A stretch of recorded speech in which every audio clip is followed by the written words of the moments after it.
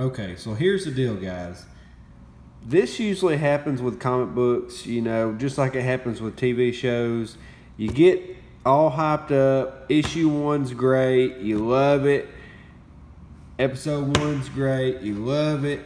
And then issue 2 comes out and it just goes whoop, whoop, whoop. And so I think that's kind of what happened here. Like, it's still a great comic book. It's just not issue 1. And there's a couple things they forgot in this book. They mainly forgot this guy. They forgot about him. See, Batman. They forgot about him. They got all this stuff, you know, but they kind of forgot about him. But we'll talk about that in a minute. So you got this picture here. It's a great drawing by Sean Murphy. He did a great job. Even zoom in, still readable. All right, so basically, we get, he kind of looks like a weird masculine male here. It's weird. He looks different in this picture than he does later on. But look at the cool shadow. So we got Joker here, Jack Napier, but his shadow is still the Joker. And basically he's saying, we get this long dialogue. And I got to say, when I opened this book up, when I saw this book and I opened it up and saw this, I was like, oh God, look at all those words. Oh man. But I skimmed through it and got the gist of it. And basically he's pleading his case. And everybody's behind him. They start marching against the man. They're marching against the man. And this book is a little bit more SJW than the other book was. There's a lot of trigger words in here. Like, let's see, where was it at? He says social justice warriors. And then they say, let's see, mistreatment of minorities. You know, we're kind of getting into that now. I know what he's doing. You know, he's using that in the story to make this story, you know, more relatable. But really, all he's doing is kind of dating the book. And you know, people's going to read it 10 years from now. They're going to be, hey, this is a great story. Why is this in here? But so then, basically, Jack has made his way to Harley Quinn's house. Basically their house, more or less. And she's like, oh, Daddy's home. Yeah, yeah. And then we get the Suicide Squad version here. She's very animated with her face. She's very crazy. She says, that face, you look like a freak. Blah. We'll get you fixed up in no time. She's getting the lipstick out, you know. She's getting ready to make up him out. And he says, Harley, stop. And then she says, I'm sorry. I'm not myself. Can we talk? And goes, okay. And look at their little Happy Halloween discount. They're in like a Halloween store. I've been thinking a lot about the moment, and there's something I need to say. Look how they draw her. She's very animated. She even has a little bit of a muffin top. It says, first I owe you an apology. An apology? For the way I've treated you over the years. You were kind, supportive, and you tolerated a lot of my crazy mood swings. But the mood swings were my favorite part. And so he basically, he asked her to marry him. And she says, haha, nice try. You might have fooled the courts, but you can't fool me. Puddin', I'm serious. Smack! And she just punches him right in the gut. Right in the gut. Right in the gut. And then we get this shot here. Look at Harley. But anyway, we get this shot here where she says, what'd you just call me? The heck? It says, are you for real whining about loves and feelings and marriage? You out of your mind? And he says, you know, I need my meds. I got to get my pills. She goes, you don't need your pills. They're making you crazy. And that's when something happens. And she says, I'm not your pudding. And then this other character says, I was. No, you weren't. Pow! What's going on here? It looks pretty familiar to me. Oh, what's going on here now? There's another Harley Quinn. And it's the classic Harley Quinn from the animated series. It says, hey, Jack, apology accepted. You left, and now I'm taking him back. He needs a violent cheerleader with a bigger rack? I don't think so. And don't get me started on those clothes. Kind of a step back for feminism. See, then we got feminism in here. And I think it's funny because she totally whooped up on the Suicide Squad because she's like the fake Harley Quinn. It says, "Get it straight, sister. You love Joker. I love Joker. You love Joker. I love Joker. You loved his flaws. I love him despite his flaws. And now he's cured. He's mine. So buzz off because I ain't losing him again." He's like, ow, ow, ow, ow. She says, "Quit being a baby. Come on, babies." So she gets her little hyenas. There comes one buzzing around the corner. He says, "Where are you taking me?" Then we get this awesome shot here of Mr. Freeze. Look at the detail in the frost. Look at the detail in the cell that she's in. All the detail in the mechanics underneath. She says she's taking him home. Then we cut to Mr. Freeze here. And they say, "Ready to attempt reversing the freeze tech, Mr. Wayne?" "Hang in there, Alfred." "Victor, let's begin." So then we get this funny part here because Barbara just loves these little mice with their little helmets. Look at her. She says, "Oh my God, these mice are so adorable with their cute little helmets. I can't even, Barbara. I know it's just that everything we do is so gloomy. Admit it, they're cute. Even someone as cold as you can admit it." And she shoves them in Victor Freeze's face. He's like, "Mr. Wayne, please proceed." So then they use the stuff on the mice to see if they can reverse the freezing.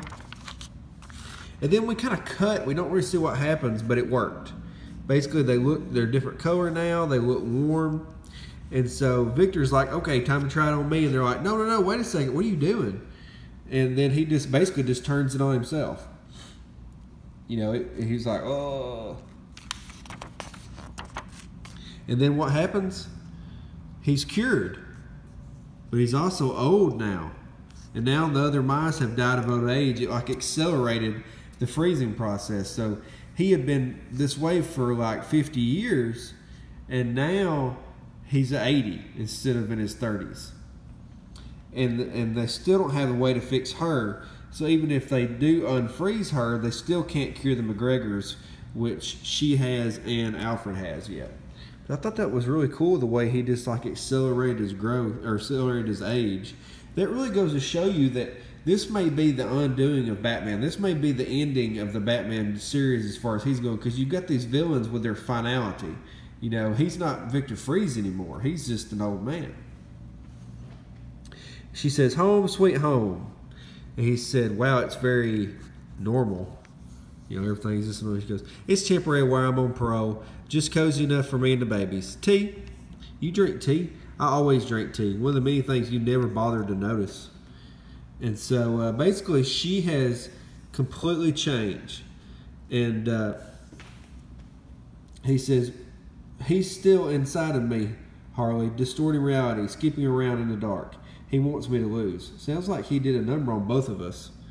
And basically what he's saying is, you left me, and an entirely new Harley took over. So she had like a split personality that happened once she left him, which she became the old Harley again.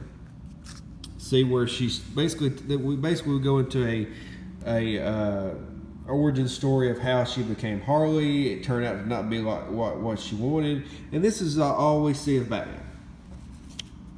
And then it's funny because she says, "And that's when I knew you were in love." Where's the dialogue at? "It just wasn't with me." And Harley Quinn's sitting there with no undies on, and he's too busy over here on the corner, crouching and worried about Batman. He's got other things he needs to handle right now. And then we get to this part. This has really been talked about too much, and they need to just let it go. But you know, it's one of those dramatic things that everybody has to talk about: the beating and supposed murder of Jason Todd. So Harley breaks in there, finds him going to kill Robin, and she takes the knife from him and basically tells him that she's had enough.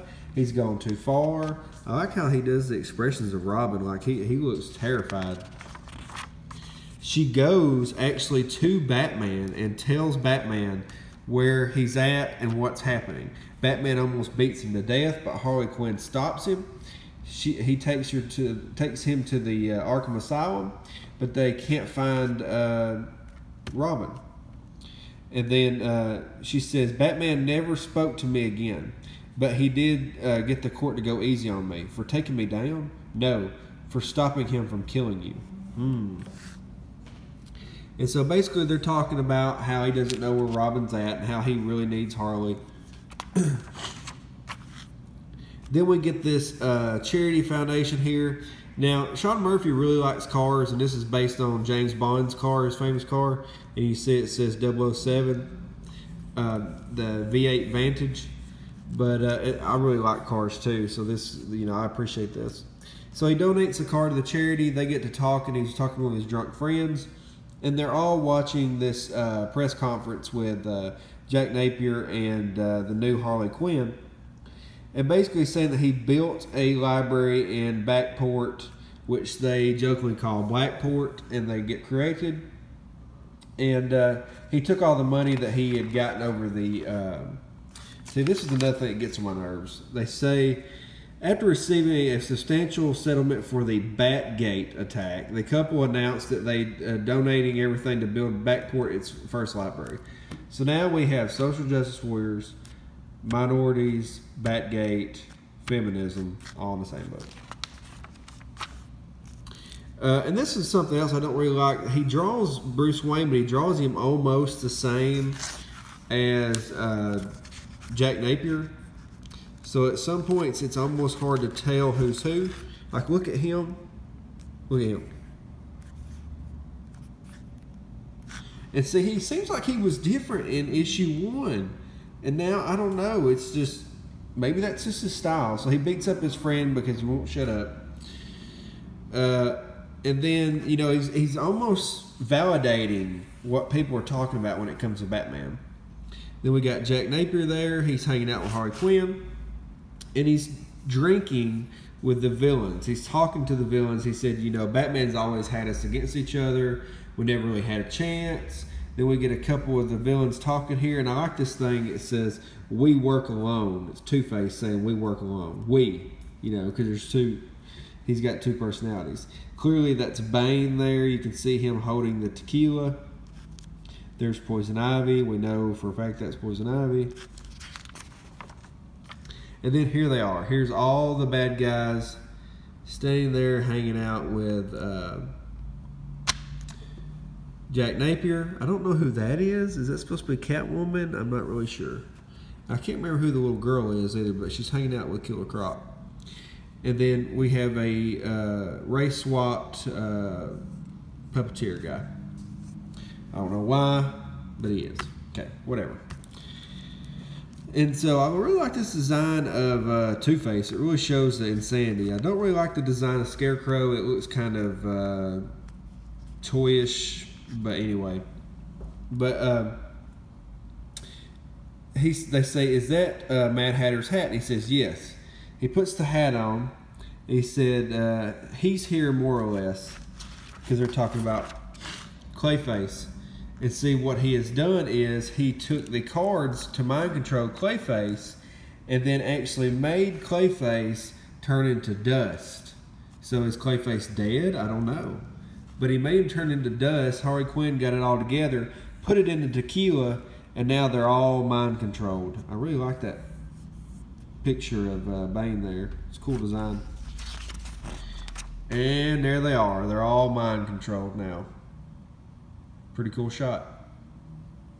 So here's my thing though. He was just talking about on Twitter. This guy was saying he didn't really like the design of Bane because he looked like a luchador. But I was like, he's wearing a mask. How are you not going to make him look like a luchador? He's supposed to be Spanish, and he's got a mask. I mean, it's just too close. I know that Hispanic and Spanish is not the same, but it's just too close to the chest to really go about that a different way. Now, one thing you could have done differently is he could have been smaller, and you could have went with the Spanish whole suave Bane that they did in some of the series, where he's smaller until he gets big. He's very suave. He's very smooth talking with everyone. All of his words very clever, and then have him bulk up into this huge grotesque thing later. That's just my idea, though. What'd you guys think? I didn't really like this one as much as the first one. I thought there was a little bit too much in it to date it, but I really liked the art. And the dialogue, for the most part, was great. There was just kind of these things there that didn't really have to be in there. It really kind of shows his political leaning. He can't help himself, like I talked about in some of my other videos. But for the most part, it's great. I mean, look at this art. It's terrific. See, that's what I'm talking about. He looks different right there, Batman does, than he does later on. See, that's Jack there, and that's Bruce. He looks different. That's just me. I still think this is great. That's funny. But tell me, guys, what you think. Hit the like button, hit the subscribe button so you don't miss any of my videos.